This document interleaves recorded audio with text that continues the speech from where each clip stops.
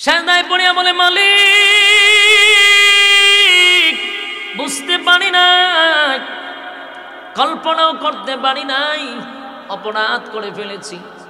আল্লাহ, আমি এখন মনে মনেই বুঝতে পারছি একটা গ্লাস রাখার মতো ক্ষমতা আমার ছিল না একটু ঘুমের ভাবের কারণে।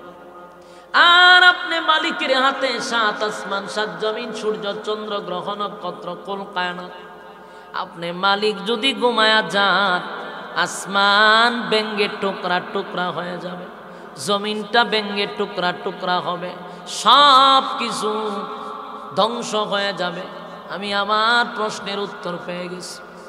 মুসা আলাইহিস সালাতু ওয়াস সালাম মনে মনে মনে মনে প্রশ্নের উত্তর পেয়ে গেল। তার মানে আমার মালিকের ঘুম নাই, লা তাখুযুহু সিনাতুন ওয়ালা নাওম। ঘুম নাই, তন্দ্রা নাই, ঘুমও নাই, তন্দ্রাও নাই। মালিকের ঘুম নাই, মালিকের তন্দ্রা নাই। এ যুবক ভাইরা, তাহলে আমরা যদি গভীর রজনীতে আল্লাহর দরবারে দুইটা হাত তুলে বলি, মালিক, আমি আসামি হই আপনার দরবারে হাত বাড়াইছি, আমি মুসিবতে আছি, দুনিয়ার সব মানুষ তো ঘুমায়া গেল, আল্লাহ পশু পাখিরাও দেখছি ঘুমায়া গেছে, আমার স্ত্রী পুত্ররাও ঘুমায়া গেছে, নজুলে রহমতের সময় নিস্তব্ধ হয়ে গেছে, গোটা পৃথিবী নিস্তব্ধ। আমি তোমার গোলাম, তোমার দরবারে হাজিরা দিলাম, জিন্দিগির গুনাহ লইয়া তোমার সামনে হাজির হইছি, মুসিবত লইয়া হাজির হইছি। বলুন, আল্লাহ যদি ঘুমে থাকে, বন্দারি কথা শুনবে কে? কথা হয় না। এই জন্য মালিক বলেন, বান্দা শুন, রাত যত গভীর হয় রে বান্দার, তত কাছে আমি আল্লাহ থাকি। সুবহানাল্লাহ। যত গভীর হয় তত আমি তোদের কাছে থাকি, আমি আল্লাহ তোদের কাছে চলে আসি। একবার যদি কোনো বান্দার নজুলে রহমতের সময় আল্লাহ বলে ডাক দেয়, মালিক বলে জবাব দেওয়ার জন্য ৭০ বার আমি রেডি। সুবহান। আমার বান্দার ডাকির জবাব দেওয়ার জন্য আমি রেডি। আল্লাহর দরবারে চাইলে মালিক কোনোদিন বেজার হয় না। দুনিয়ার কোনো মানুষের কাছে যত চাইবেন, মানুষ তত বিরক্ত হয়। মানুষ চাইলে বিরক্ত হয়, আর আল্লাহর কাছে চাইলে, আওয়াজ দিয়া কন, মানুষের কাছে মানুষ চাইলে বিরক্ত হয় রে। যত বড় টাকাওয়ালা হোক, যত বড় দিলওয়ালা মানুষ হোক, বেশি বেশি চাইলেই মানুষটা আপনার প্রতি বিরক্ত হয়ে যায়। বাবার কাছে চাইলেও বেশি চাইলে বিরক্ত, মায়ের কাছে বেশি চাইলে বিরক্ত, ভাইয়ের কাছে বেশি চাইলে বিরক্ত।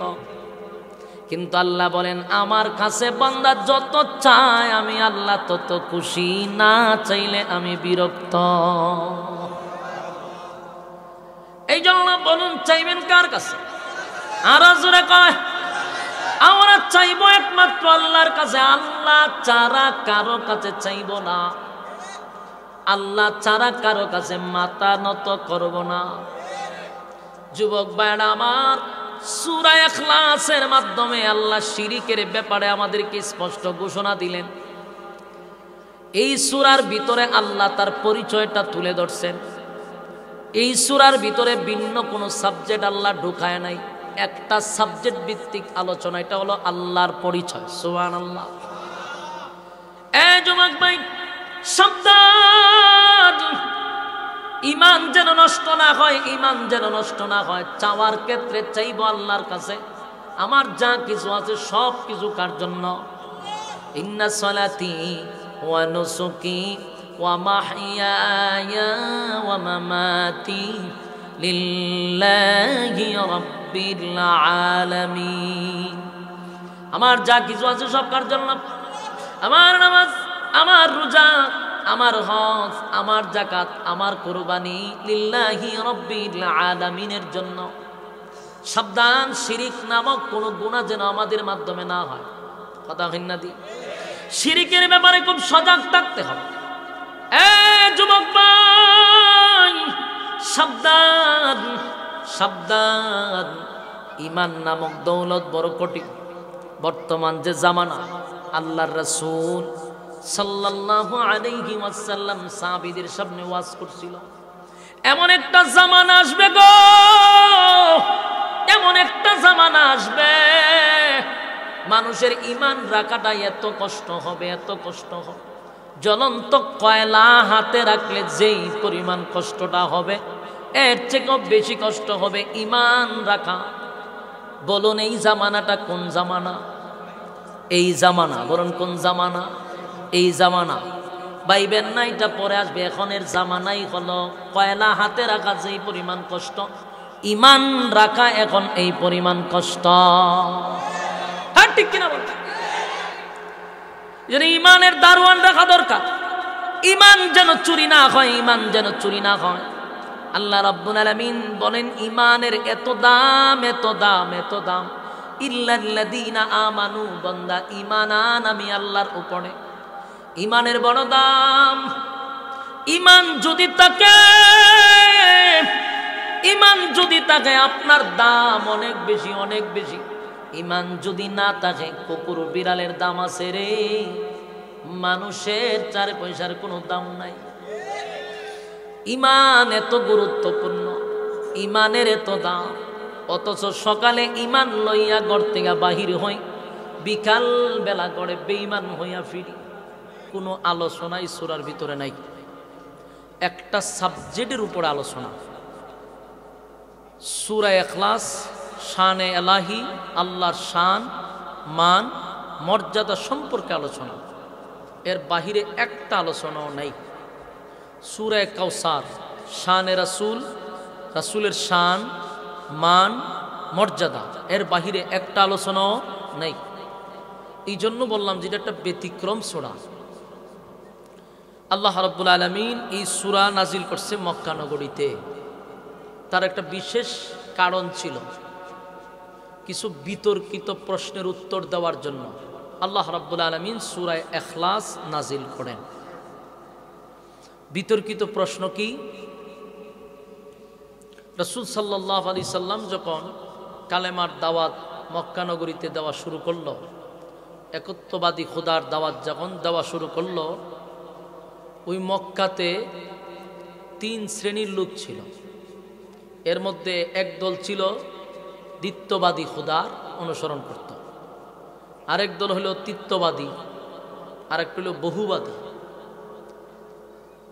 তিত্ববাদী মানে এরা 2 খোদা বিশ্বাস করত, তিত্ববাদী মানে 3 খোদায় বিশ্বাস করত, আর বহু খোদায় যারা এরা খোদার কোনো অভাব ছিল না। এই বহু খোদায় বিশ্বাসী মূর্তি পূজারী। তো এই 3 দল একত্রিত হয়ে আল্লাহ রাসূল সাল্লাল্লাহু আলাইহি সাল্লামের বিরুদ্ধে তারা বিভিন্ন জায়গায় অপপ্রচার, বিরোধিতা, আন্দোলন ঠেকানোর জন্য বহু চেষ্টা তারা চালাইছে। তাদের যুক্তি হলো, আমাদের এত খোদা যেখানে আছে সেখানে একজন খোদার দাওয়াত দেওয়ার কি দরকার আছে? তাদের হাতের বানানো ছিল প্রায় 360 জন দেবদেবী, তাদের হাতের বানানো। এছাড়াও তাদের খোদা ছিল সূর্য, চন্দ্র, তারপরে গাছ, পাথর, বিভিন্ন জাতিকে তারা খোদা মনে করত। এরা ছিল বহুবাদী বিশ্বাস। খ্রিস্টানরা তারা মনে করত আল্লাহর পুত্র ঈসা আলাইহিস সালাম উনি একজন খোদা। মরিয়মকে মনে করতো আরেক খোদা, এলো 3 খোদা। ইহুদিরা খোদা মনে করত আল্লাহ এবং ঈসা পয়গম্বরকেও তারা খোদা মনে করত। মরিয়ম আলাইহিস সালামকেও খোদা মনে করত। তারপরে বড় বট গাছ দেখলে মূর্তি পূজারীরা তারা মনে করতো এটা একটা খোদা, ছোট তুলসী গাছ দেখলে এটা একটা খোদা, পাথর, বড় পাথর দেখলে এটা খোদা, সকালে সূর্য উঠলে এটা খোদা, চন্দ্র উঠলে এটা একটা খোদা। মানে মোট কথা হলো খোদার তখন অভাব ছিল না তাদের দাবি অনুযায়ী। তো তাদের প্রশ্ন হলো, আব্দুল্লাহর পুত্র মুহাম্মদ আমাদের সাথে উঠলো, বসলো, খাইলো, ঘুমাইলো, এখন হঠাৎ করে একত্ববাদী খোদার দাওয়াত দেয়, এটা তারা মেনে নিতে পারল না। কারণ আল্লাহ রসুল সাল্লাল্লাহু আলাইহি সাল্লাম তাদেরকে উদ্দেশ্য করে বলল যে তোমরা যাদের গোলামি করো, তোমরা যাদের দাওয়াত দাও, এরা তো তোমাদের নিজের হাতের বানানো, নিজের হাতে বানাইয়া তাদেরকে তোমরা খোদা মনে করো, এগুলা তো সৃষ্টি। আমি তোমাদেরকে দাওয়াত দিচ্ছি একত্ববাদী যিনি আমাদের স্রষ্টা। কিন্তু তখনকার মক্কার মানুষগুলা এত উগ্র ছিল, এত বর্বর ছিল, এত জাহেল ছিল। তাদের প্রশ্ন হলো আমাদের অনেক ক্ষুধা আছে, এক ক্ষুধার দাওয়াত দেওয়ার দরকার কি? গোত্রে গোত্রে আপনি দ্বন্দ্ব লাগাচ্ছেন, আমাদের মধ্যে আপনি ফাটল সৃষ্টি করতেছেন। এই নিয়ে বহু আন্দোলন তারা করছে, যেখানে আল্লাহর রাসূল 40 বছর তাদের সাথেই উঠা বসা করছে। তাদের জবান দিয়েই রাসূলকে উপাধি দিছে আল আমিন বলে, সত্যবাদী। এবং তারাই কত বলছে যে উনি আমানতের খেয়ানত করে না, ওনার মতো ভালো মানুষ মক্কা নগরীতে কেউ নেই। বহু প্রশংসা তারা 40টা বছর রাসূলের করছে। জবান দিয়ে কত বলছে যে উনি 40 বছরের ভিতরে একটা মিথ্যা কথাও বলে নাই। আর আল্লাহ রাসূলের চরিত্রের সার্টিফিকেট দিল, ওয়া ইন্নাকা লা আলা খুলুকিন আযীম। আমার রাসূলের চরিত্রের মধ্যে কোনো স্পট নাই, তারাও কোনো স্পট পায় নাই। এত সুনাম, এত সম্মান, এত খ্যাতি 40 বছর পর্যন্ত তারাই রাসূলকে প্রমোট করল, তারাই জাতির সামনে প্রকাশ করলো উনি সত্যবাদী। এত প্রশংসা করার পরে হঠাৎ করে রাসূলের বিরুদ্ধে গেল কেন?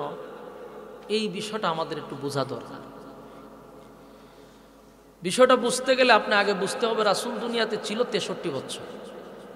এর মধ্যে রাসূলের জীবনীটাকে 3টা ভাগ করা হয়েছে।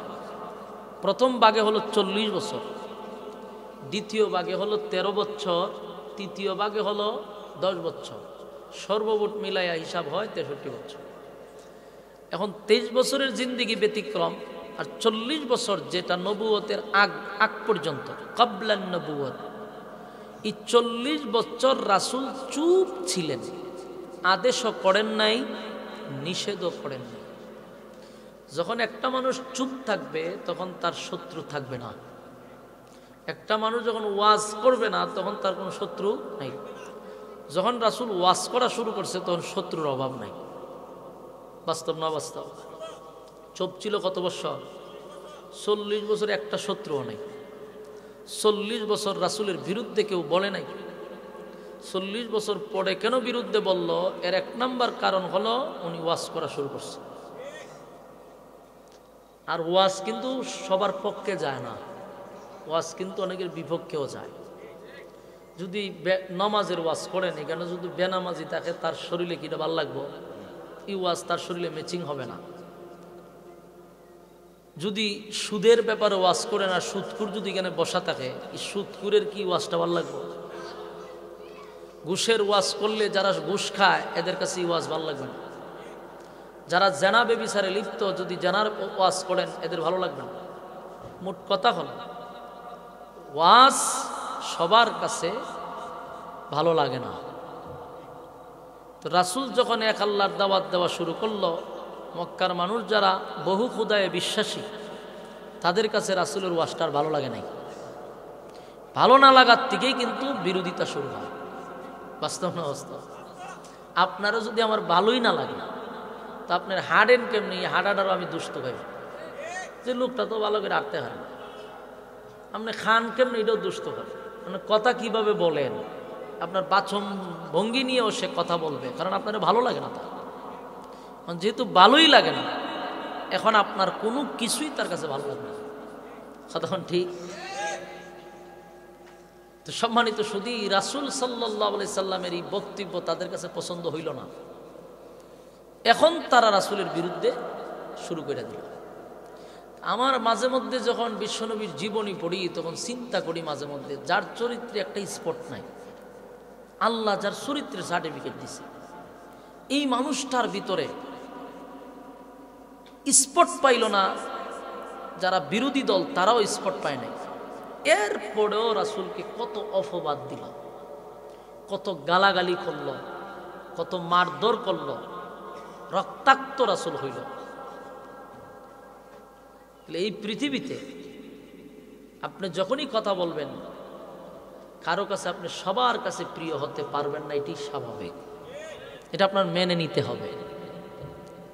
সবাই আপনাকে ভালোবাসবে এটা সম্পূর্ণ ভুল ধারণা। রাসূলকেই সবাই ভালোবাসে, আল্লাহর পরে যার সম্মান আর মর্যাদা। আপনার এলাকাতে সুবহানাল্লাহ আসেনি? কোন সময় কয় তো মারা গেলে আল্লাহর পরে কার সম্মান? আল্লাহর পরে যার সম্মান আর মর্যাদা, সমস্ত নবীকুলের সম্রাট, সৃষ্টি জগতের শ্রেষ্ঠ যাকে আল্লাহ দান করছেন, সেই নবীর বিরুদ্ধে যদি কথা বলতে পারে, সেই নবীর বিরুদ্ধে যদি অপবাদ দিতে পারে, তখনকার যারা অপবাদ দিছিল রাসূলকে, এদের বংশধর কিয়ামত পর্যন্ত থাকবে। তারাই আবার যুগে যুগে উলামায়ে কেরামদেরকে অপবাদ দিবে, এটাই স্বাভাবিক, এটা মনে করার কিছু নেই। তো রাসূল সাল্লাল্লাহু আলাইহি সাল্লাম যখন একত্ববাদী খোদার দাওয়াত দেওয়া শুরু করলো, তারা একদল হলে আমরা বহু খোদায় বিশ্বাসী, আরেকটা হয় আমরা দ্বিত্ববাদী, আরেকটা হয় তৃত্ববাদী। দুই খোদায় বিশ্বাসী, কেউ তিন খোদায় বিশ্বাসী, কেউ বহু খোদায় বিশ্বাসী। তো আন্দোলন মিছিল মিটিং করলো, অপপ্রচার করলো, গালাগালি করলো, মারামারি করলো। কিন্তু কিছু লোক আবু জাহেলের নেতৃত্বে যারা রাসূলের বিরুদ্ধে কলম ধরে, রাসূলের বিরুদ্ধে গালাগালি করে, মিছিল মিটিং করে, এদের মধ্যে কিছু লোক আবু জাহেলকে জিজ্ঞাসা করছিল যে মুহাম্মদ কি আসলেই মিথ্যা কথা বলে? মনোযোগ দিয়ে শুনবেন, এদিকে তাকান, এদিকে তাকান। মুহাম্মদ সাল্লাল্লাহু আলাইহি সাল্লাম কি আসলেই মিথ্যা কথা বলে? এখন আবু জাহেলের জবান বন্ধ হয়ে গেছে। যদি কয় সত্য বলে তাও মুসিবতে পড়বে, যদি কয় মিথ্যা বলে তাও মুসিবতে পড়বে। সত্য বললে মেনে নিতে হবে, আর মিথ্যাবাদী বললে প্রশ্ন আসবে, মিথ্যাবাদী যদি হয় তাহলে আল আমিন শব্দ উপাধি কেন দিলেন? লাগছেনি ফেস? আবু জাহেল এদিকেও যাইতে পারে না, এদিকেও যাইতে পারে না। শেষে কয় যে তুমি যে আমার সঙ্গে এই বিষয়টা জিজ্ঞাসা করছো,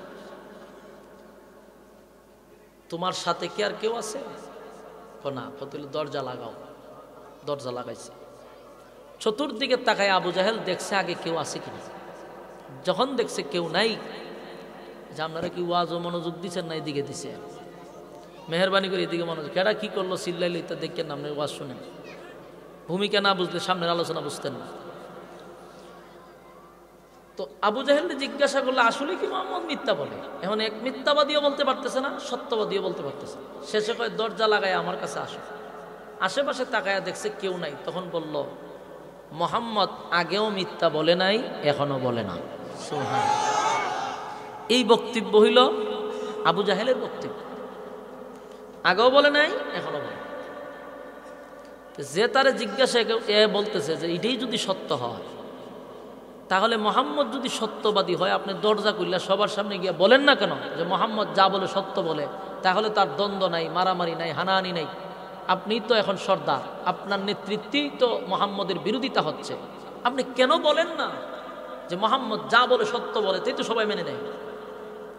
আবু জাহিল ওইটা কয়, আমি যদি কথা বলি তাহলে আমার অস্তিত্ব থাকবে না, কারণ আমি পলিটিক্স করি। বলুন কি করে? পলিটিক্স করি। পলিটিক্স তো চিনে, টিক্সের উপরে যত টিক্স কাটাইতে পারবেন এটা হলো পলিটিক্স। আমার কথা বুঝতেছেন নি? আমি কথা কই আপনার সামনে মজা পাইতেছি না, সময় কম। আমি কথা বলি আপনারা চাই আছেন এদিকে, এটা সবচেয়ে বড় বিরক্তিকর বিষয়। গিচ্ছা চলতেছে, কাল্পনিক গল্প, সমালোচনা চলতেছে কারো, তাহলে মনোযোগ দেন না কেন? আবু জাহেলকে যখন জিজ্ঞাসা করলো, আবু জাহেল কি বলছে? আমি পলিটিক্স করি। পলিটিক্স এমন একটা জিনিস, টিক্সের উপরে টিক্স খাটাইয়া পলিটিক্স করতে হবে। আবু জাহেল বলে মুহাম্মদ সত্য বলে, এটা তো আমি জানি। যদি বলতে যাই তাহলে আমার এই অস্তিত্ব থাকবে না, আমার নেতাগিরি থাকবে না। এই জন্য সত্যটাকে আমি গোপন করি, মিথ্যাটাকে প্রকাশ করি। কথা কি বুঝতেছেন? সত্যটাকে কি করে? গোপন করে, মিথ্যাটাকে প্রকাশ করে। তো তার বন্ধু বললে যে তুই যদি খালি ঘর থেকে বাইরিয়া বলস মোহাম্মদ সত্য বলে, পুরা মক্কার আগুন বন্ধ হয়ে যাবে, প্রকাশ করস না কেন? তো প্রকাশ করলে আমার নেতাগিরি থাকবে না, আমার রাজত্ব থাকবে না। তাই আমি টিক্স খাটাইয়া মোহাম্মদের সত্যটাকে গোপন করি আর মিথ্যাটাকে আমি জাতির সামনে প্রকাশ করি। সম্মানিত সুধী, তাহলে বলুন তো দেখি, আবু জাহিলকে আসলেই রাসূলকে যে গালিগালাজ করত, এটা কি না জান্না করতো না জান্নি করতো? জান্না শূন্য বুঝা শূন্য করতো। হ্যাঁ, এই জন্য তার কপালে হেদায়েত ছিল না। আবু জাহেল জান্না শূন্য ঠান্ডা মাথায় রাসূলের বিরোধিতা করছে, এই জন্য তার কপালে হেদায়েত নাই। খলিফাতুল মুসলিমিন উমর আবু জাহেলের মতোই ছিল, কিন্তু উনি না জান্না রাসূলের বিরোধিতা করছিলেন। যেদিন জানতে পারছে রাসূল হক, সেদিনই কালেমা গ্রহণ করছে। কিন্তু আবু জাহেল জানতো রাসূল সত্য, জানার পরেও রাসূলের বিরোধিতা করছে শুধু তার অস্তিত্ব টিকায় রাখার জন্য। এই জন্য দেখবেন পলিটিক্স যারা করে, এরা জানে টুপি দাড়িওয়ালারা সমাজে শান্তি চায়, টুপি দাড়িওয়ালারা মানুষকে শান্তির জন্য মানুষকে আহ্বান করে। কিন্তু এরপরও টুপির বিরোধিতা করে কেন? তাদের অস্তিত্ব টিকায় রাখতে চায়। টুপি দাড়ির বিরুদ্ধে কথা না বললে দাদা বাবুরা সম্মান করবে না, এই জন্য বক্তৃতা দেখবেন টুপি দাড়ির বিরুদ্ধে কথা বলে। তাহলে ঠিক আছে, একটা রঙে রঙ্গিত হোক, টুপিওয়ালার বিরুদ্ধে কথা বলছ, দাড়িওয়ালার বিরুদ্ধে সারা জীবন কথা বলছ, এটাতেই থাকো। কিন্তু সিজনালি তোমরা বেশ ধরো কেন? আমার খুব হাসি উঠে মাঝে মধ্যে, এখন তোমরা টুপিটা লাগাইলা কেন মাথায়? টুপি লাগাই লাগাই মসজিদে দৌড়াও কেন? সারা জীবন মাথায় টুপি দেখছি না, হেদের টুপিওয়ালাদেরকে তারা দেখতে পারে নাই। এখন দেখি টুপি লাগাইয়া জায়গায় জায়গায় যেখানে যায় টুপি মাথার, টুপি যারা কোনো নেতারা দেখছি না। কে রে? কারণটা কি? কারণ যেই টুপিকে তোমরা জাতির সামনে তোমরা টুপিটাকে তোমরা এত হেও করো, টুপির বিরুদ্ধে তোমাদের এত হিংসা, টুপি আর দাড়ির প্রতি তোমাদের এত খারাপ লাগে, তাহলে এখন টুপি আর দাড়ি পইরা পাঞ্জাবি লাগাইয়া মানুষের দ্বারে দ্বারে কেন যাও? স্বার্থ হাসিল করার জন্য। স্বার্থ যখন হাসিল হবে টুপি নাই। কদিন আগে সোশ্যাল মিডিয়াতে একটা ছবি খুব বেশি পাওয়া যাচ্ছে, এটা হলো এক নায়ক সারা জীবন অশ্লীল বেহায়াপনায় লিপ্ত, সেই ব্যক্তি এখন দেখা যায় টুপি পরে মসজিদের মিম্বরে দাঁড়ায় কথা কয়। আফসুস আর আফসুস, সারা জীবন তার মাথায় আমার জিন্দিগিতে এই বয়সে আমি টুপি দেখলাম না, সোশ্যাল মিডিয়াতে কোথাও না। এখন টুপিও লাগাইছে, আবার মসজিদের মিম্বরে দাঁড়ায়া বক্তব্য দেয় ইমাম সাহেবের সামনে দাঁড়ায়া। এর থেকে লজ্জাজনক বিষয় নাই। এরা হলো সুবিধাবাদী। এরা একটা সময় মাইক নিয়ে বলবে, জনসভায় বলবে, উলামায়ে কেরামদেরকে তারাই বলবে কিছুদিন পরে যে উলামায়ে কেরাম ধর্ম ব্যবসায়ী। এখন তোমরা যে আমাদেরকে ধর্ম ব্যবসায়ী বলো, তোমাদেরকে আমরা বুঝাইতে চাই, আমরা ছোটবেলায় যখন 7 বছরে মাদ্রাসাত গেছিলাম, তখন মাথায় টুপি পাঞ্জাবি আর দাড়ি যখন উঠা শুরু হয়েছে, এখানে বেলিটা লাগানো হয় নাই। আমাদের জন্মের থেকেই তো আমাদের ইলেবাস, আমরা নতুন করে তো কোনো রূপ ধরতেছি না। কিন্তু ব্যবসায়ী কারা কয়? যারা সারা জীবন দাড়ি টুপির বিরুদ্ধে কথা বলে, সিজনালি যখন টুপি আর পাঞ্জাবি লাগায়, এটারে হয় ধর্ম ব্যবসা। তোমরা ধর্ম ব্যবসা করে জাতিকে যেই পরিমাণ ধোঁকা দিচ্ছ, এই দেশের মানুষ কিন্তু আবার অত বলদ না। বাংলাদেশের মানুষ অত বলদ, এত বলদ না। তোমাদের এই অভিনয় আর নাটক দেখতে দেখতে এই জাতি আমার মানুষ বলতে পারে নাই।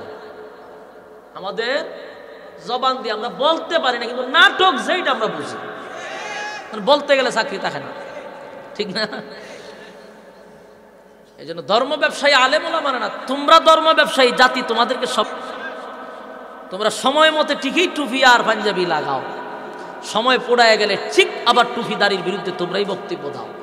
তোমাদের মতো দাজ্জাল আর কাজ্জাব এই জাতি ভালো করে চিনছে। সম্মানিত সুধী, আবু জাহিল্লা এই বক্তব্যই দিছে, আমি তো জানি মোহাম্মদ সত্য, বলতে গেলে তো আমি সমাজের মধ্যে মুখ দেখাইতে পারবো না, নেতৃত্ব থাকবে না, তাই মোহাম্মদ সত্য হওয়ার পরও মিথ্যাটাকে প্রকাশ করি, সত্যটাকে গোপন রাখি। তাহলে স্পষ্ট বোঝা গেল আবু জাহিল্লা জান্না বিরোধিতা করতো না, না জান্না শূন্য ঠান্ডা মাথা। এরপর এরা বলে ঠিক আছে বুঝতে পারছি, এখন চলো আমরা কয়েকজন মোহাম্মদের কাছে যাই। মোহাম্মদ যে এক আল্লাহর দাওয়াত দেয়, একত্ববাদী খুদার দাওয়াত দিতেছে, আমরা তো দ্বিত্ববাদী, তৃত্ববাদী, বহুবাদী। কেউ আছে বহু খুদায় বিশ্বাসী, কেউ আছে দুই খুদায় বিশ্বাসী, কেউ আছে তিন খুদায় বিশ্বাসী, কিন্তু মোহাম্মদ একত্ববাদী খুদার দাওয়াত দেয় কেন? আমরা সবাইকে মিল্লা জিজ্ঞাসা করি। তো তিন দল গেছে, যারা দুই খুদায় বিশ্বাসী এরাও গেছে, যারা তিন খুদায় বিশ্বাসী এরাও গেছে, যারা বহু খুদায় বিশ্বাসী তারাও গেছে।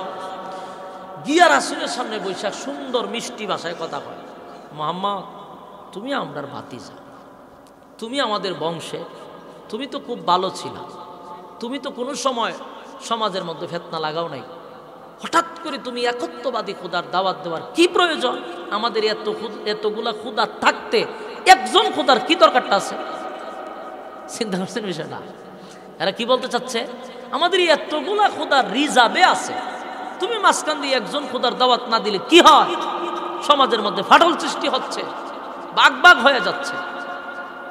আচ্ছা যাক, তুমি যেহেতু দাওয়াত দিতে আসো একজনের, একত্ববাদী খুদার দাওয়াত দাও, আমরা তোমার কাছে আসছি তোমার খুদার পরিচয়টা জানার জন্য। কথা বুঝতেছেন? আমরা আসছি তোমার কাছে কিসের জন্য? খুদার পরিচয় জানার জন্য। আমাদেরকে তোমার খুদার পরিচয়টা দাও। এখন তারা প্রশ্ন করছে, তোমার খুদা কতজন আছে? এই পিছনের পর্দাটা ছুড়ে দিলে কি হয়? ডাক্কাডেক্কি না করে পিছন দিয়ে বাড়াই দেন, পিছন দিয়ে বাড়াই দেন। আচ্ছা শুনেন, হ্যাঁ, ও আচ্ছা ঠিক আছে। আচ্ছা আমরা কথা শুনি ভাই, সময় একবারে পান, এদিকে তাকান। এরপরে দেখেন রাসূল সাল্লাল্লাহু আলাইহি সাল্লামের কাছে তারা জিজ্ঞাসা করছে যে আপনার খুদা টোটাল কতজন? এই হলো তাদের প্রথম প্রশ্ন। আপনার খুদার কি সাথী সঙ্গী আছে?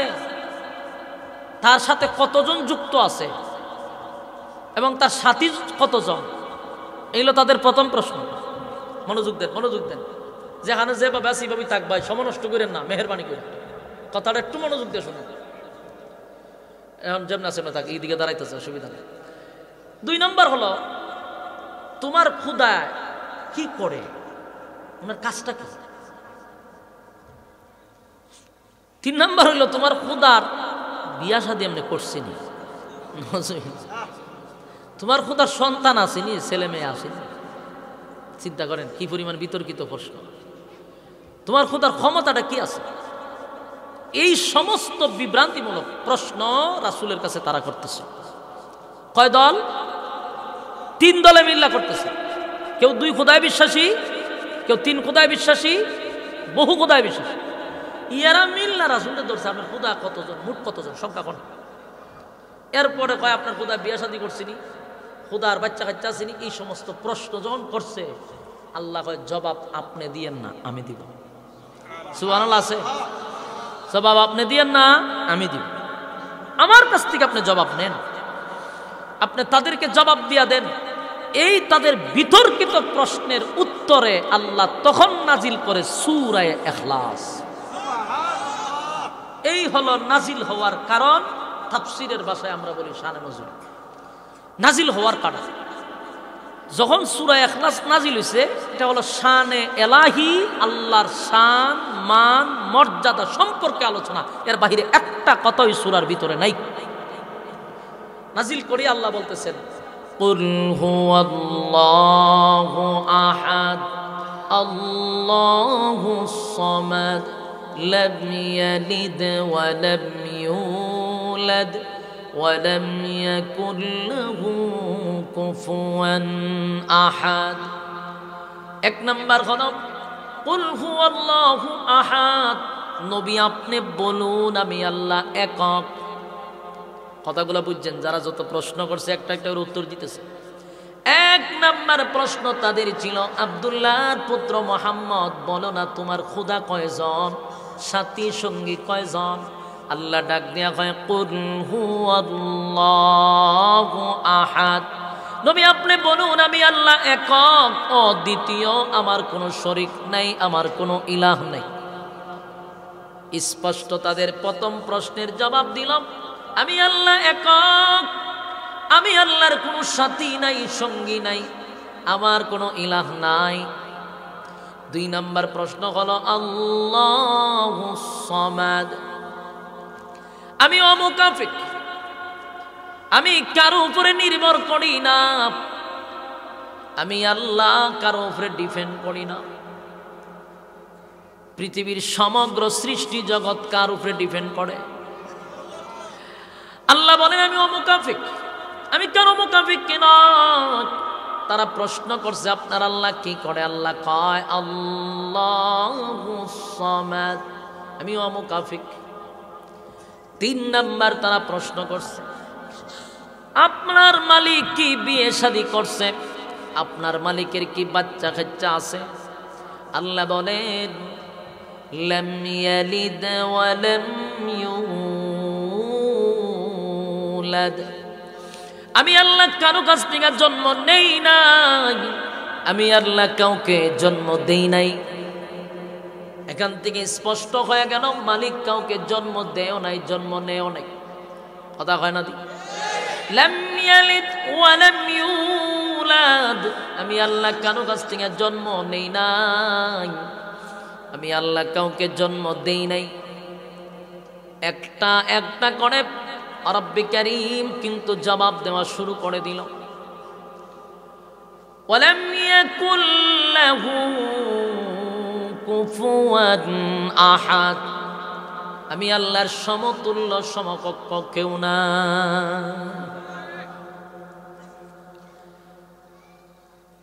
3 দল পয়গম্বরের কাছে এসে বিতর্কিত প্রশ্নগুলি যখন করতেছিল, আপনার আল্লাহ কয়জন? আল্লাহ উত্তর দেয় কুল হুয়াল্লাহু আহাদ, নবী বলুন আমি একক, অদ্বিতীয়, আমার কোনো শরীক নাই, কোনো ইলাহ নাই, আমি আল্লাহ ছাড়া কোনো মাবুদ নাই। এই জন্য আমরা একত্ববাদী খোদার গোলামি করি, যার কোনো শরীক নাই, যার কোনো ইলাহ নাই।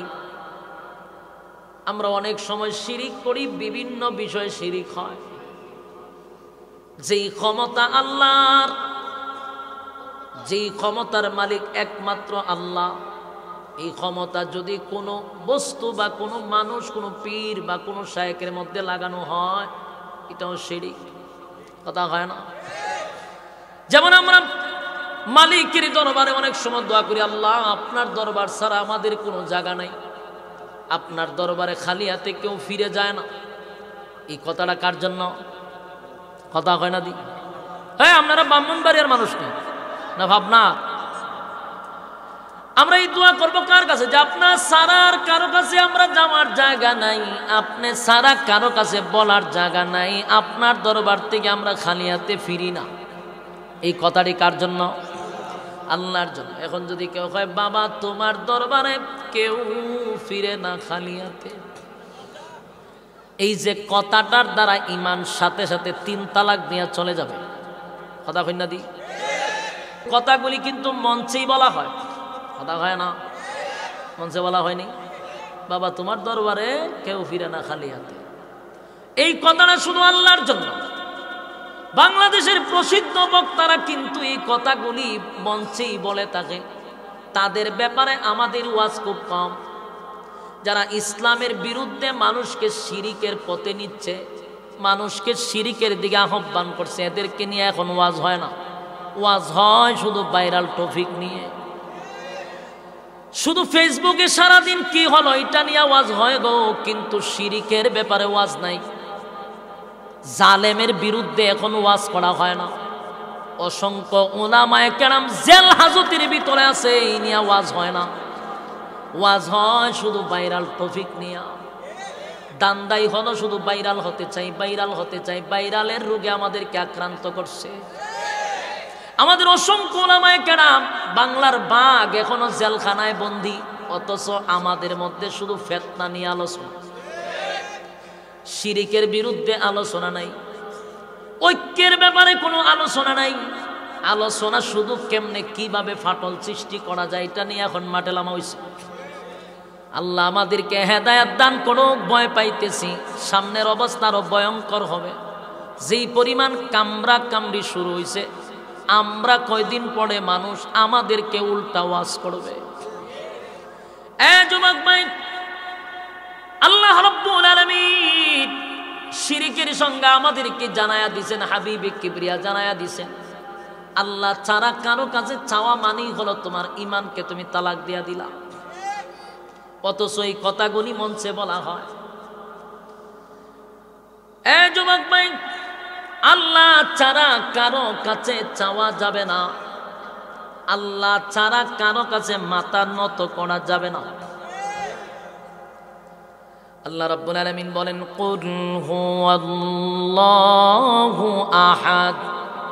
নবী আপনি বলুন, আমি একক অদ্বিতীয়, আমার কোনো সাথী নাই, সঙ্গী নাই, কোনো ইলাহ নাই। আল্লাহুস সামাদ, আমি অমুকাফিকি, লাম ইয়ালিদ ওয়া লাম ইউলাদ, আমি কারো কাছ থেকে জন্ম নেই নাই, কাউকে জন্ম দেই নাই। ওয়া লাম ইয়াকুল লাহু কুফুয়ান আহাদ, আমার সমতুল্য কেউ নাই, কেউ নাই, কেউ নাই, কেউ নাই। এই প্রশ্নের জবাবগুলি আল্লাহ সূরা ইখলাস নাজিল করে জানায়া দিছে। বেঈমানরা যে প্রশ্নগুলি করছিল সবগুলার কি উত্তর পাওয়া গেছে? কথা হয় না? এরপরে তারা বিভিন্ন সময় রাসূলকে জিগায়, আপনার আল্লাহ যদি একাই হয়, আসমান জমিনের সৃষ্টির যিনি করছেন সৃষ্টিকর্তা, উনি যদি কুল কায়নাত সৃষ্টি করে থাকে, তাহলে ওনার কি ক্লান্ত লাগে না? ওনার কি ঘুম নাই? ওনার কি ক্লান্তি নাই? এরা জানতে চায়, মানে আল্লাহর কি ঘুম আসেনি? আল্লাহ জবাব দেয়, লা তাখুযুহু সিনাতুন ওয়ালা নাওম। আমি আল্লাহর ঘুম নাই, তন্দ্রাও নাই। সুবহানাল্লাহ। আল্লাহ কি ঘুমায়? মালিকের ঘুম নাই, মালিকের তন্দ্রা নাই গো, মালিকের বিশ্রামেরও কোনো প্রয়োজন হয় না। আল্লাহর ঘুম নাই, তন্দ্রা নাই। যদি মালিক একটা সেকেন্ডের জন্য ঘুমায়, আসমান কি আর আসমান থাকবে? জমিন কি জমিন থাকবে? সূর্য চন্দ্র গ্রহ নক্ষত্র পাহাড় পর্বত সাগর নদী নালা নিমিষেই সব ধ্বংস হয়ে যাবে, ঠিক নেই? যুবক ভাইরা আমার, মুসা নবীর একবার আল্লাহ এইভাবে গ্লাস দিয়া পানি ভর্তি করে উদার করে রাখছিল। কারণ মুসা নবী মনে মনে ভাবছিল যে আল্লাহর ঘুম আসেনি, খালি এটা মনে মনে ভাবছিল। মনে মনে ভাবলে আল্লাহ মনে মনেই জবাব দেয়। সুবহানাল্লাহ। মুসা আলাইহিস সালাতু ওয়াস সালাম মনে মনে ভাবছিল, আল্লাহ মনে মনে উত্তর দিছে। গ্লাসের মধ্যে পানি লইবে দাঁড়াইছে। ঘন্টা খানেক দাঁড়ানোর পরে সারাদিন যখন দাঁড়াই রইল, বলুন মানুষের শরীরে ক্লান্তি আসেনি? মানুষের শরীরটা যখন ক্লান্ত হয় তখন মানুষের কিসে দৌড়ে? ঘুমে দৌড়ে। মুসা নবীর যখন ঘুম আসছে, শরীরে ঝাঁকুনি মারছে, ঝাঁকুনির সাথে সাথে গ্লাস আর হাতে আছে, মাটিত পড়ছে। জিবরাইল এসে বলে, পয়গম্বর, হাতের মধ্যে একটা গ্লাস আপনাকে দেওয়া হলো পানি ভর্তি, ফালাইলেন কেন? আমি ফালাই নাই। কেমনে পড়ছে? ঘুমে ধরছিল। জিবরাইল জিগায়, কত মিনিট ঘুমাইলেন? মুসা নবী বলেন, মিনিট পাইবা কই, সেকেন্ড তো ঘুমাই নাই। না ঘুমাইলে পড়লো কেমনে? বলে, আমি ঘুমাই নাই, ঘুমের ভাবে ধরছিল। দাঁড়ায় কি কেউ ঘুমাইতে পারে? দাঁড়ায় থাকলে আপনারা ডাইরেক্ট ঘুমে ধরবে না, কিন্তু ঘুমের ভাবে ধরবে। মুসা আলাইহিস সালাতু ওয়াস সালামকে ঘুমের ভাবে ধরার সাথে সাথে গ্লাসটা পড়ে গেল। জিবরাইল কয়, হুজুর, ভাবেই যদি গ্লাস ফালায়া দেন, ঘুমাইলে কি হতো? কথা তো সত্য। আপনারা তো ঘুমেও ধরে নাই, ঘুমের ভাবে ধরছিল। ঘুমের ভাবের কারণে গ্লাস আপনার হাতে ছিল না, গ্লাসের মাটিতে পড়ে গেল, কারণ আপনার শরীর আপনার নিয়ন্ত্রণে ছিল না। মানুষের ঘুম আসলে কি হাত পা নিয়ন্ত্রণে থাকে? মুসা নবীর ঘুমে ভাবে ধরছে আর এইভাবে যারা মারছে, সাথে সাথে গ্লাস পড়ে গেল। জিবরাইল কয়, হুজুর, মনে মনে কি ভাবছিলেন? আল্লাহর ঘুম আসেনি তি ভাবছিলেন? মুসা নবীর সাথে সাথে সেজদায় পড়ে গেছে। সেজদায় পড়িয়া বলে, মালিক, বুঝতে পারি না কল্পনাও করতে পারি নাই অপরাধ করে ফেলেছি। আল্লাহ আমি এখন মনে মনেই বুঝতে পারছি একটা গ্লাস রাখার মতো ক্ষমতা আমার ছিল না একটু ঘুমের ভাবের কারণে। আর আপনি মালিকের হাতে সাত আসমান সাত জমিন সূর্য চন্দ্র গ্রহ নক্ষত্র কুল কায়নাত।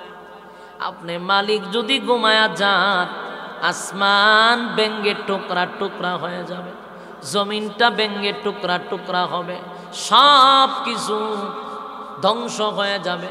আমি আমার প্রশ্নের উত্তর পেয়ে গেছি। মুসা আলাইহিস সালাতু ওয়াস সালাম মনে মনে মনে মনে প্রশ্নের উত্তর পেয়ে গেল।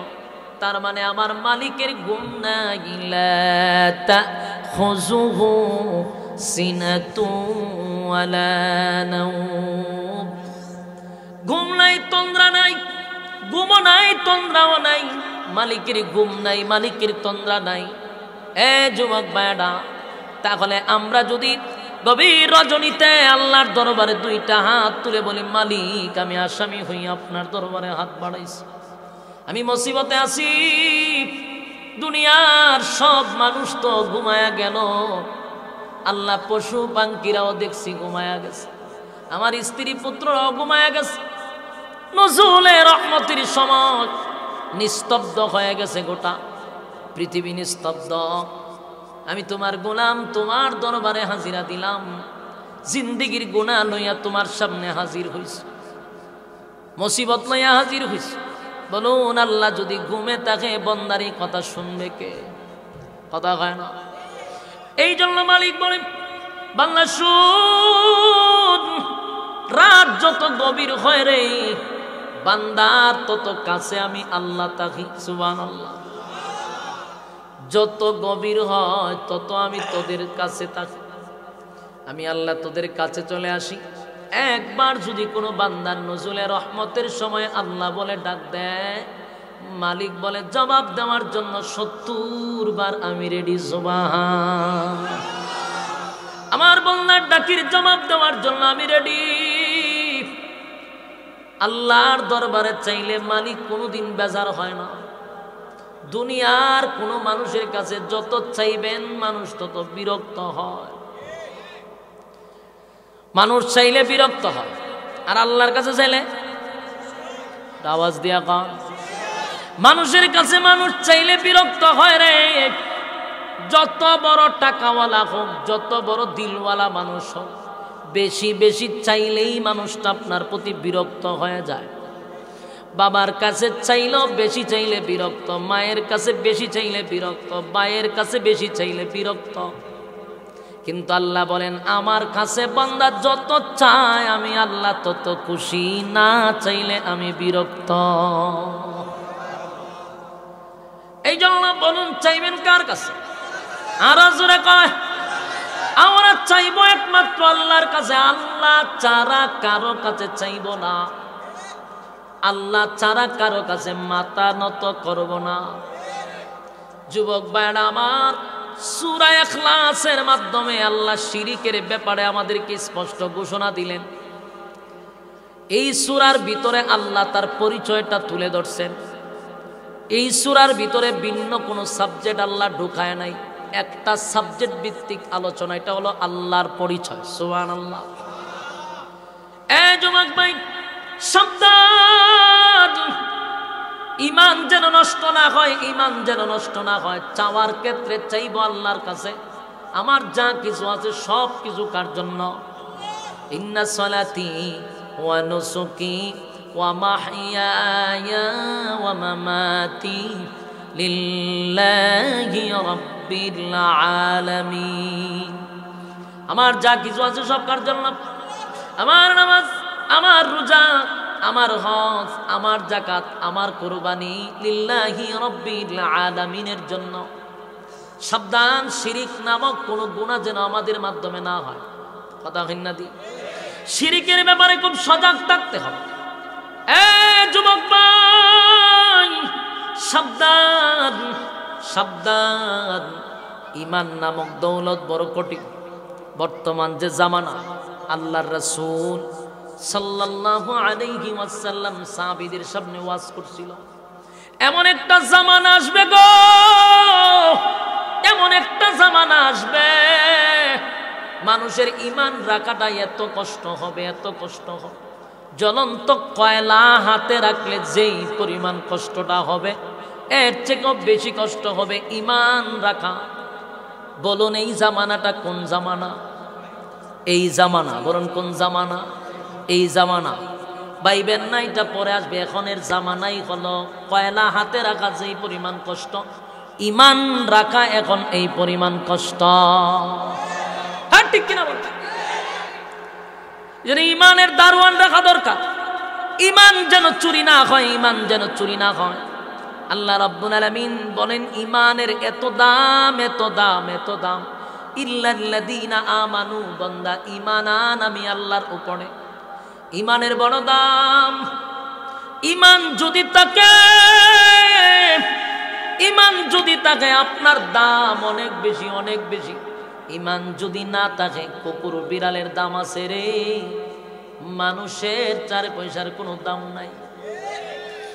ঈমান এত গুরুত্বপূর্ণ, ঈমানের এত দাম। অথচ সকালে ঈমান লইয়া ঘর থেকে বাহির হই, বিকাল বেলা করে বেঈমান হইয়া ফিরি। কথা ঘন্টি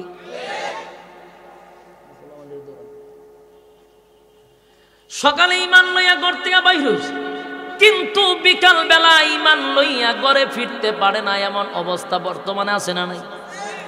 নির্বাচন শুরু হয়েছে, 1 কাপ চা খাওয়ার জন্য ঈমান বিক্রি হচ্ছে। কথা হয় না? বুট হইল একটা, দেয় 3 জনে।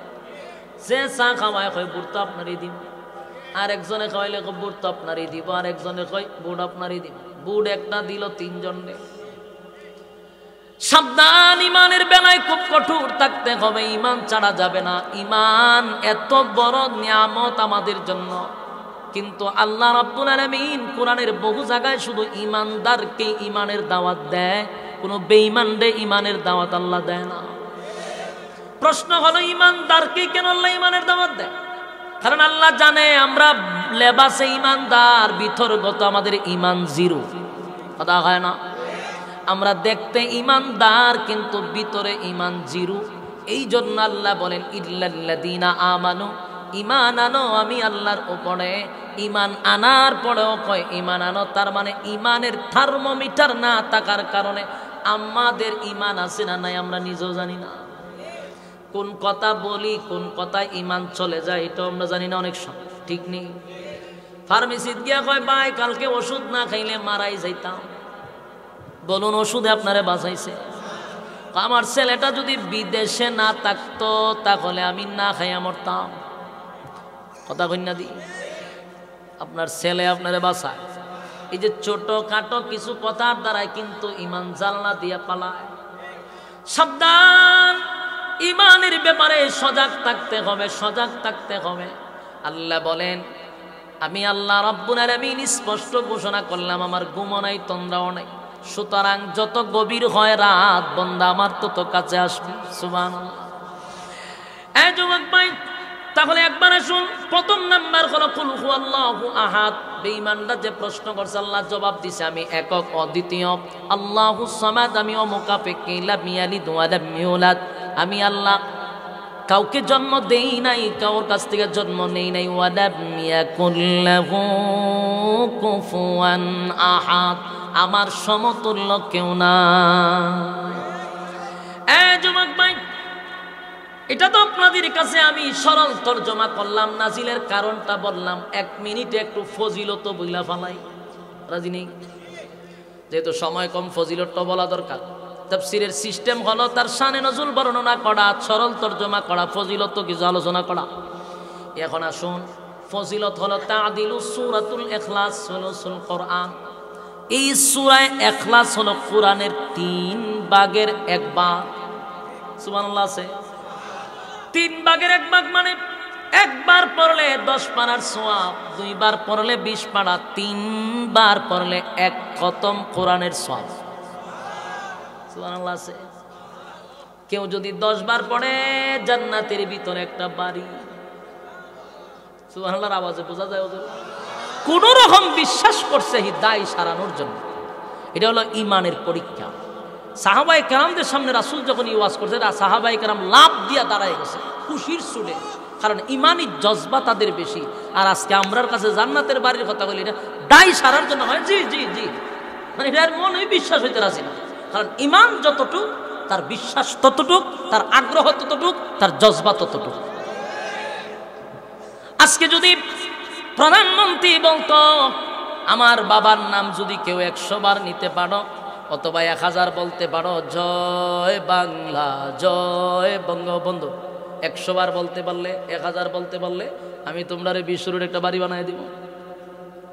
দেখতেন 20 রোডের মানুষ 1 লাখ ফইরা ফইরা নিয়ে জমা দিত যে আমরা বস খাইছি আপনার বাবার নাম। কিতাব বস খাইছ, জয় বাংলা জয় বঙ্গবন্ধু 100 বার পড়ছি, কেউ হয়তো 1 লাখ পড়ছি মাননীয় প্রধানমন্ত্রী 20 রোড একটা বাড়ি দেয়। কারণ দুনিয়াটা আমরা নগদ মনে করি, কথা হয় না, দুনিয়াটা নগদ মনে করি, পরকালটাকে আমরা বাকি মনে করি। সাবধান, 10 বার পড়লে একটা বাড়ি দিবে, আমরা কত সময় পাই, কিন্তু সূরা ইখলাস যদি আমরা 3 বারও পড়ি তাহলে 1 কতম সওয়াব দেওয়া হবে। নেক আমলের দরকার আছে, কারণ ইমানের পরে যে শব্দটা এটা হলো নেক আমল, ওয়া আমিলুস সালিহাত, নেক আমল করো বান্দা। তাহলে নেক আমলের দরকার আছে না নাই? 3 বার পড়লে 1 খতমের সওয়াব, 10 বার পড়লে একটা জান্নাতে বাড়ি দেওয়া হবে। 100 বার যদি কেউ মহব্বতের সহিত প্রতিদিন পড়তে থাকে মৃত্যু পর্যন্ত, জান্নাত তার জন্য ওয়াজিব। সুবহানাল্লাহ। এই যুবক ভাই, তাহলে সময় পাইলে গাড়িতে বৈশা হাঁটতে সব সময় আমরা কমপক্ষে 3 বার পড়ব। ঠেলাঠেলি গুতাগুতি সমালোচনা না কইরা যদি 3 বার পড়ি 1 খতমের সওয়াব। রাজি আছি ইনশাআল্লাহ? আমাদের মধ্যে যেন ফাটল সৃষ্টি না হয়, আমাদের মধ্যে যেন দূরত্ব সৃষ্টি না হয়, কারণ আমাদের সামনে অনেক বিপদ আছে ভাই, লিখে রাখেন, বিপদ আছে আমাদের সামনে। কারণ এখনো আমাদের অনেক ওলামায়ে কেরাম আছে এখনো বন্দী, সুতরাং আমাদের ঐক্যবদ্ধ হওয়া দরকার। গুতাগুতি তো হইছে, এখন প্রতিদিনই যদি ওয়াজের মাহফিলটাকে টপিক নিয়ে নেই, আজকে এটা কইতেই হইব আমার, এই জন্য অনুসরণ করতে হয় একটা দলকে। আমি যদিও এই দলটাকে আমি অনেক মানে এই জন্য মহব্বত করি, কেন মহব্বত করি এটা বোঝা দরকার, ফেতনা লাগাই না। কারণ এরার মধ্যে একটা গুণ পাইছি আমি, গুণটা হলো নিজেদের মধ্যে যদি কেউ ভুল করেও এটারে দামা ছাপা দিয়ে রাখতে চায়, নিজেরা বসে সংশোধন করে, পাবলিককে তারা হাসায় না, পাবলিককে বিভ্রান্ত করে না। এটা হলো বাংলাদেশের জামাত ইসলাম। আপনি দেখেন, অ্যানালাইজ করেন, আমি এদেরকে নিয়ে আমি বহুত অ্যানালাইজ করলাম যে এরার কত ভুল তারা বলে অনেক সময় বক্তারা, এরপরও তারা স্নেহের চাদর দিয়া ডাইকা রাখে। এরা নিজেরা ডাইকা নিয়ে সংশোধন করায়, তাদের মুরব্বীরা ভুল বললে তারা সংশোধন করায়, পাবলিককে হাসাইতে দেয় না। তাদের মধ্যে এই ঐক্যটা আমি পাইছি। এই জন্য মাঝে মধ্যে এদের এই বিষয়গুলো আমার কাছে অত্যন্ত পছন্দ লাগে। কিন্তু আমাদের মধ্যে চুন থেকে যদি একটু ফান থেকে চুন খসে, 14টা গোষ্ঠী উদ্ধার করে আপনারা ছেড়ে দিবে। কাকে খুশি করতে গিয়ে কাকে বেজার করছেন? সবাই তো একই অঙ্গনে, বাস্তব না বাস্তব? কাকে হাসাইতেছেন? ফাঁকে দিয়া পাতিলদেরকে হাসাইতেছে, হেরা হাসি তামসা করতেছে। আজকে আমি গতকালকে দেখি যারে নিয়ে আমরা এত বক্তব্য দিই, হেও আমরার পক্ষে বিপক্ষে কথা কয়। এই লোকটা ভিন্ন তরিকার লোক, দেখা যায় আমরার গুতাগুতির ঘাটে সেও কথা বলার সাহস পায়। এখন যেন কাকে বেজার করবেন, কাকে খুশি করবেন, আমরা সকলেই এক অঙ্গনের মহব্বত নিয়ে চলতে চাই, আর ফেতনার প্রয়োজন নাই। আল্লাহ আমাদের সবাইকে কথাগুলির উপরে বলনেওয়ালাকে, শুননেওয়ালাকে আমাদের আমল করার তৌফিক দান করুক। সকলেই বলে আমিন।